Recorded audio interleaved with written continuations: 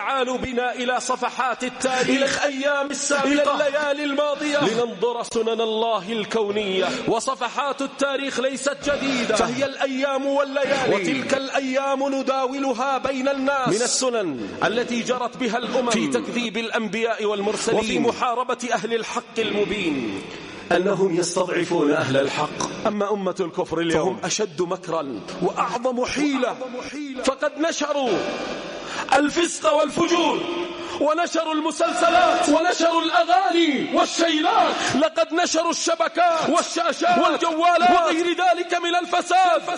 لقد انتشر في كل مكان بغرض تلميعهم وتمييع المؤمنين عن دينهم وصدهم عن كتاب الله وعن سنة رسول الله. وقد نجحوا نجاحا كثيرا، ولكن الحق يقذف على الباطل فيدمغه. وما نجحوا إلا لأن أهل الحق تفرقوا وبأنفسهم انشغلوا، وعلى الباطل سكتوا، وللأمر بالمعروف والنهي عن المنكر اجتنبوا وأخرسوا وسكتوا. فلما سكت أهل الحق علت أبواق الباطل، انتشر الباطل وراج الباطل، وأصبح للباطل أتباع ورواد ومدافعون ومناصرون. ولكن كل ذلك يعود عليهم وبال.